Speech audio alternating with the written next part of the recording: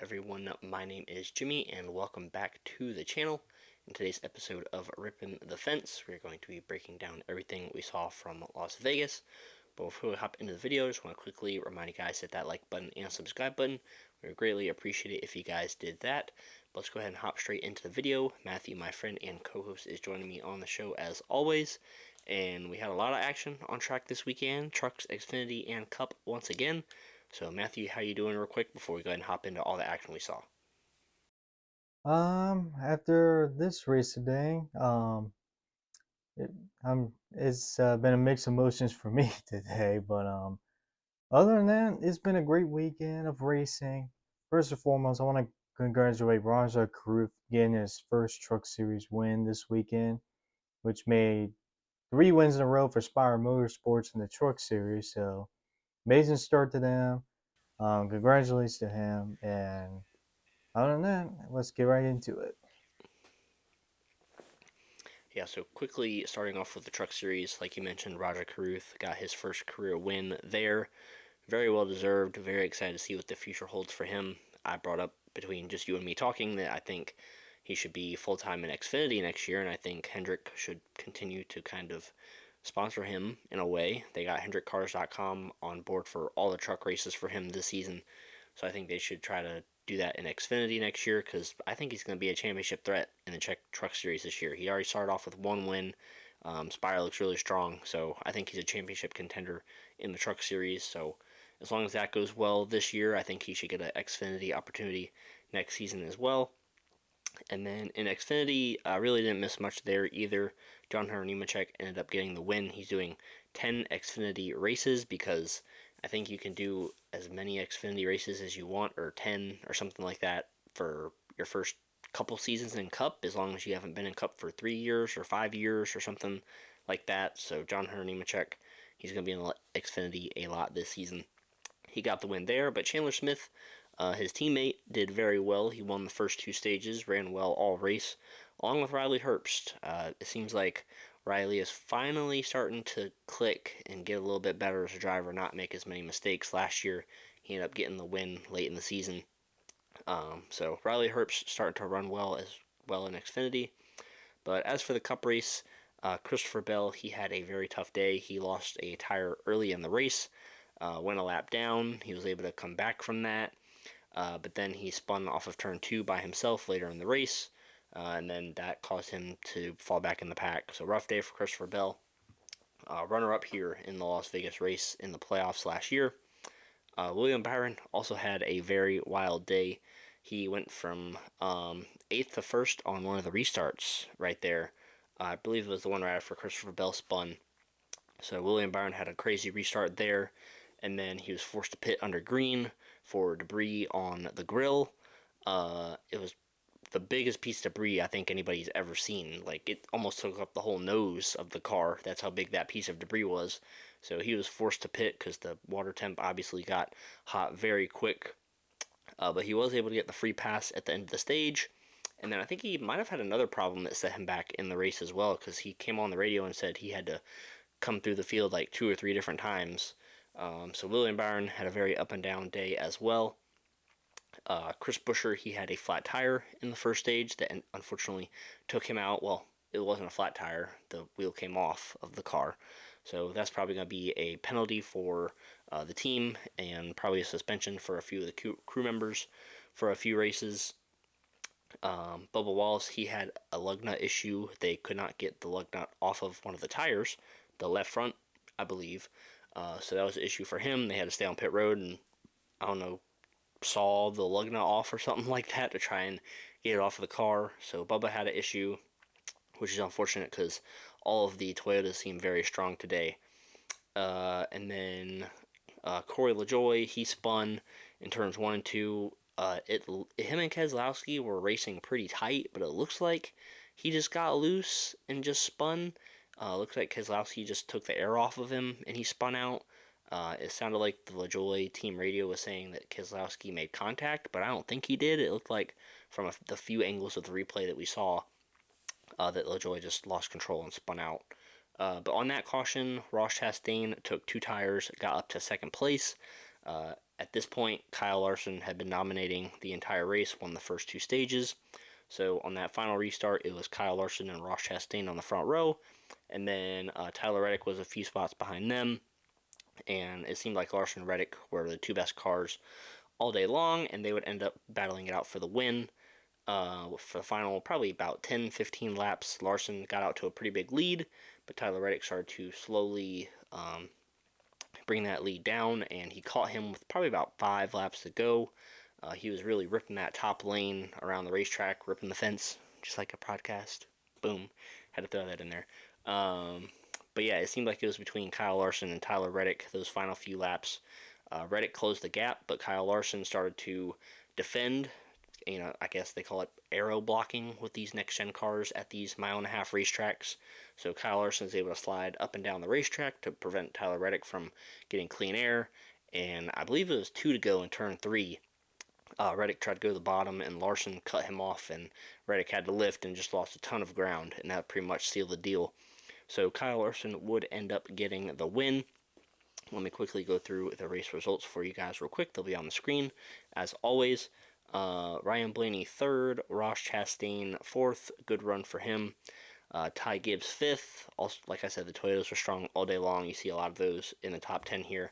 Want to shout out Noah Gragson for finishing 6th. He didn't necessarily run in the top 10 all day, but he was hanging around, probably just outside the top 10. So great run for him. And then more Toyotas in the top 10. Joey Logano, William Byron top 10 after his crazy day. And Joey Logano, quickly want to touch on the Fords and Penske real quick because it seemed like, I guess specifically Joey Logano, he had the short run speed because he sat on the pole. But like almost as soon as the green flag dropped, Joey Logano started falling back. So Joey Logano did not seem to have the long run speed today. But let's go ahead and talk about the race. Kyle Larson specifically, the winner. I was thinking this race ended up almost just like the playoff race because it was Kyle Larson leading and then Christopher Bell running him down late in the race, and it was just Tyler Reddick this time. And Kyle Larson once again was able to manage the air to prevent one of those Toyotas from getting by him. So just thought of that and how those two races kind of correlated at the end. And I'll leave this. I'll just quickly address this comment because Matthew's going to talk about it because he has a little rant he wants to go on. But Kyle Busch once again had some pit road troubles. The first one was a pitting out of the box, I think, and then the other one was I know what it was. I just can't remember what it was. But Matthew, he got it. He got it. He's the Kyle Busch expert. He'll go more into detail about that. I don't want to take away from that. But I also want to quickly talk about what teams were strong and which teams weren't, because this was the first mile-and-a-half racetrack where it's pretty much going to determine who looks good and who doesn't for most of this season. So obviously, besides the Hendrick Motorsports, the Joe Gibbs Racing 2311, I honestly expect those two cars to compete for wins at these mile-and-a-half racetracks. So I'm not going to really talk about them. I'm going to talk about more of the teams that we don't usually talk about. So Spire, they showed a lot of strength today. Corey LaJoie was running in the top 5 at one point in the race and was pretty consistent up there until he unfortunately spun out in turns 1 and 2. And Carson Hocevar was also running well. He was in the top 15, I think, for most of the day. He had a pretty good run going, so very good to see Spire, not just in the Truck Series, but in the Cup Series, running well. So hopefully they can continue that throughout the season. SHR, they showed a little bit of strength today as well.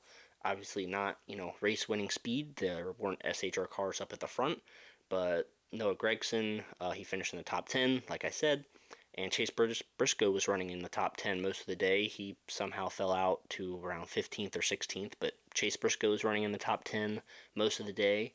Josh Berry, he was running around 15th most of the day. So SHR showing a little bit of strength as well, which is pretty good. Concerning how bad last season was for them, and to have 3 of those cars running well, definitely a good sign to see, and hopefully they can continue that throughout the season as well. And the last team I quickly want to talk about is Legacy Motor Club. They seem to still be off even with that Toyota Alliance. I think Eric Jones somehow was able to finish 12th or 13th, but didn't really see much of him or his teammate most of the day, John Hunter Nemechek. So Legacy Motor Club definitely has a lot more work to do this season, and I think we both have very high expectations for Legacy Motor Club with that Toyota Alliance, like 2311. They're doing well already this season. Pretty much all the Toyotas ran in the top 10, top 5 most of the day and had a chance to win the race, but Legacy Motor Club, nowhere to be found. So those are just a few teams I wanted to quickly talk about because this was the first quote unquote real race of the year. So those are going to be some of the guys we're going to keep an eye on for the rest of this season. So Matthew, go ahead and share some of your thoughts that you have about what you saw from Las Vegas today. All right, so this race today, this was a very good race, I will say. This was a typical next gen race on a mile and a half. Of course, it wasn't going to live up to what happened last weekend with the three wide finish that became a viral sensation. It was going to be very hard for this race to be on that level. I think we all expected that.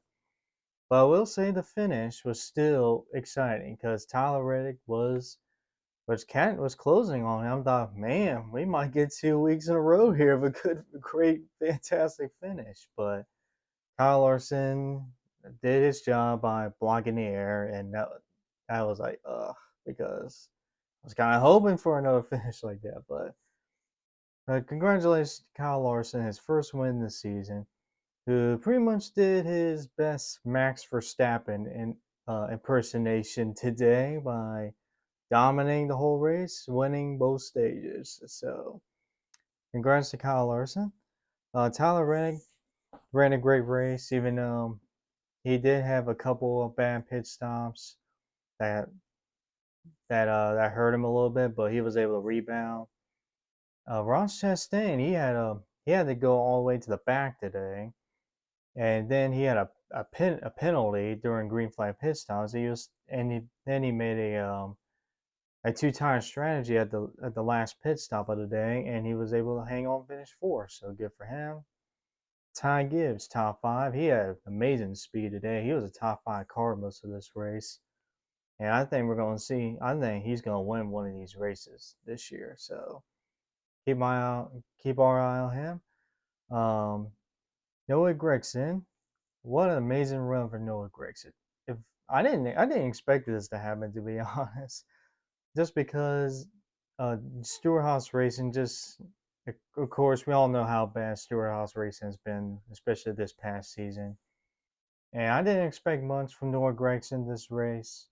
But and most it seemed like the first half of the race he kind of was nowhere near to be found. But at the end of this race, all of a sudden he's moving through up the top 10. I'm like, man, impressive speed he has. So what a great run for Noah Gregson.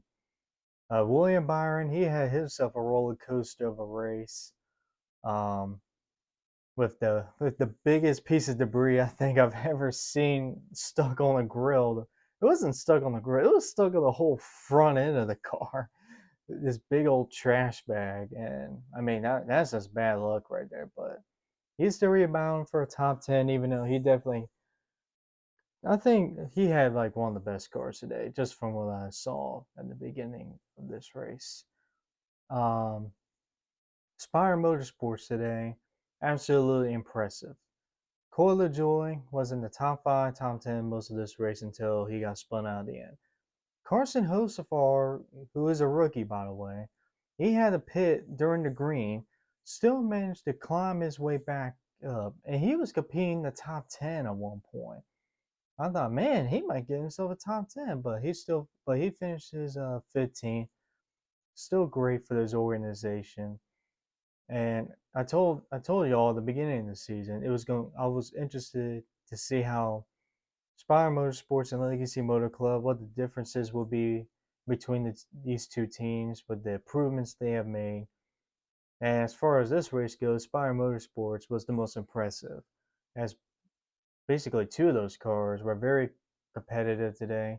Unfortunately, we didn't know how Zane Smith would do because he hit the wall like lap 3 basically, but just from those two, they look real impressive. So I think this could be the most improved team of this year as far as I saw today. Um, okay, it's time, Jimmy, for my rant here. Uh, Kyle Busch and this A team has already got on my nerves this season. It's only been the third race of this season, and I'm already sick of this team. How are the This is literally the same crap that us Kyle Busch fans had to deal with last season, especially with the second half of the season when they have good race cars, fast race cars. Like this team was literally in the top five, finished second in the first stage, and he was running second again in the second stage until the caution came out with Christopher Bell spinning. And of course, the team screws up on pit road, doesn't get the stupid lug nut on. It's one lug nut. It's not five lug nuts. It's one. It's easy. It's just one lug nut. And you can't get it on tight. And they lose a ton of spots, misses out on stage points. And then the third stage, he was climbing his way up back at the top 10 again. And then green flag pit stops again. And what do you know? Kyle Busch slides through his pit box. And as the replay shows, is literally this much of the splitter. And it's a penalty. I'm like, if any, of course, with this team, what can go wrong will go wrong, especially when it comes to pit stops with this 8 car, with this 8 team. They RC's already got rid of the original Jackman on this team after the 500 for that screw up with the wheel almost coming off. And here we go again. 2 pit road mistakes for a car that was running top 5, second at one point, which is absolutely unacceptable. And this team is not going to be a championship contending team if they keep making these dumb mistakes. It is ridiculous. I'm not talking about just the pit crew. I'm talking about Kyle also because he's slid on this pit box. That's on him. And there's been a number of times where he's gotten busted for speeding on pit road too. And I'm just sick and tired of this team screwing around on pit road. So they seriously need to get their stuff together here. Maybe it's the maybe they need to be on the sim and practice pit stops the whole entire week because the speed is not the problem. It is their execution on pit road that's the problem. Maybe they need to be doing more pit stop practice more than sim time on the track. So it's just frustrating because I know this team has the speed. It was shown today, but they throw it away with these stupid mistakes. Whether it's speeding, the pit crew not getting the lug nuts tight, whether it's Kyle Busch making a mistake and crashing the car out. It's just the second half of the season, and with the start of this season, it looks like it just carried on to get together, and they need to fix this. So, okay, I'm done. I'm done. Other than that, it was a good race, like I said, side by side racing, rewind moments, almost. I mean, well, it wasn't almost. It was a great finish, but almost a side by side finish again. But congratulations, Kyle Larson, and yeah, the best driver in Hendrick Motorsports gets it done again. Yeah, so expectations for my driver were pretty low for this race just because he actually raced in this race this year. He didn't go snowboarding and break his leg, so at least my driver made the race and completed the race this time. So I'm happy with a 12th place finish considering where Chase Elliott and all the fans were last year. So 12th, solid. Not he didn't have the speed of Kyle Larson or William Byron, but a solid day, something to build on. He completed the race, got some decent points. So, also quickly speaking of points, there are some big name drivers like all the way at the bottom of the standings. Like, okay, I'm not gonna say Ryan Preece is a big name, but Ryan Preece is 36th in points right now. Noah Gragson still 34th after. Oh, they got penalized by the way, so we'll go after that. They got docked 35 points to 10 and 41. Josh Berry, he's in 30th. Brad Keselowski, 28th. Joey Logano 24th. So a lot of big names, two past champions too, and Joey Logano and Brad Keselowski pretty far down in the points. It's obviously still early in the season, but definitely not the start those teams were looking for. But let's also go into rating the race and our favorite paint scheme of the race. So for me, I think I have to give this race, I'll give it a 7 out of 10. I thought it was just a solid mile and a half race, nothing crazy. Um, Kyle Larson kind of dominated it, which made it just a little bit boring.